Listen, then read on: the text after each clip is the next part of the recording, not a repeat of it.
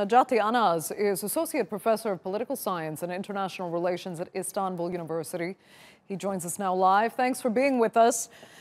Are you satisfied with how justice was pursued in the wake of the coup? And do you think, justice has been served now 4 years later? I think fighting against Feto has been succeeded in terms of fighting it domestically. But internationally, I don't think we have reached any kind of success yet due to geopolitical developments in the region and outside of our borders. Still the court has been continuing and I couldn't give comments on what's going to be next, but I would like to speak internationally.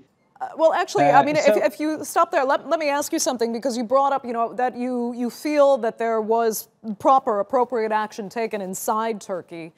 Tell us a little bit about that, because as far as the international press is concerned, so many international publications described it as a purge, and described this, thousands of people jailed, without really understanding just how widespread this network actually was in Turkey and how many people were actually implicated in what happened. Clarify that for us. What had to happen in Turkey to actually sort out the involvement of the Gulen network in Turkish businesses, government, police, and everything else? One of the things that we strategically didn't do was establishing our discourse internationally.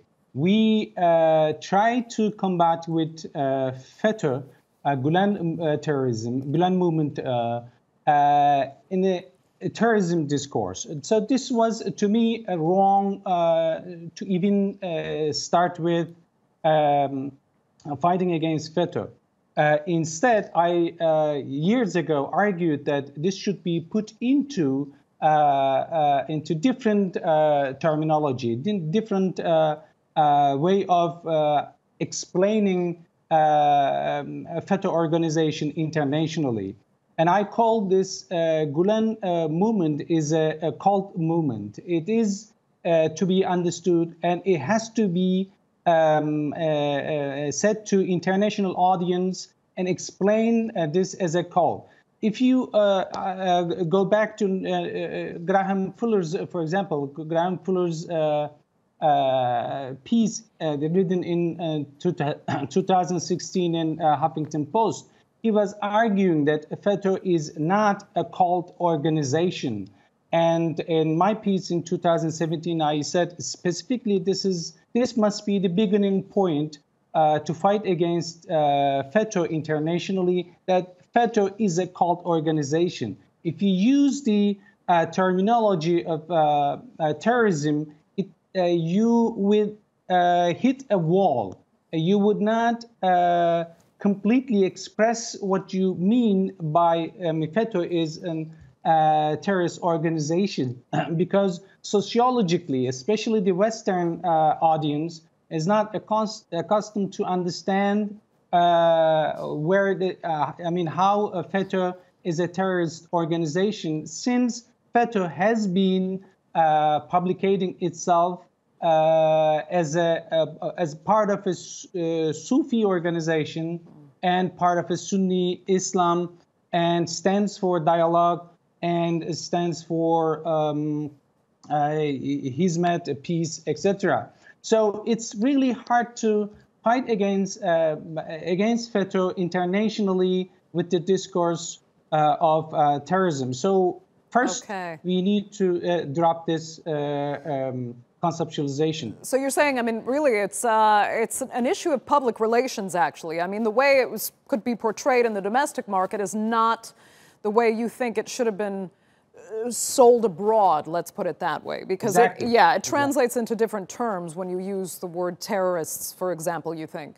So do you think that's part of the reason then why it was somehow easier for the United States to just deny the Feto's involvement and to deny actual extradition of Fethullah Gulen back to Turkey?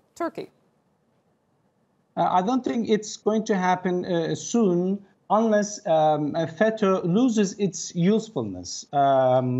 Feto is a very important geopolitical actor, and Feto has been useful for not only for the United States, for the Western Bloc. I say Feto was greatly a useful actor in 1980s, in 1990s, and 2000s. 1980s, Turkey was fighting against. Turkey was a buffer zone to fight against communism, and voluntarily, Feto movement volunteered to do the job. And also 1980s and 1990s, there was this radical Islamism. Especially, I say this, Cold War grew Feto, and 9/11 made it even fatter. So when we come to the 1990s, there was the radical Islam, and combating radical Islam needed organization like Feto. So still today, United States and the rest of the Turkey's allies in the West needs Feto, and I don't think the head of the movement will be brought back to Turkey unless he dies unexpectedly. The organization will continue to flourish and do its business in the United States. Okay, Necati Anaz, we're going to have to leave it there. Thank you so much for being with us.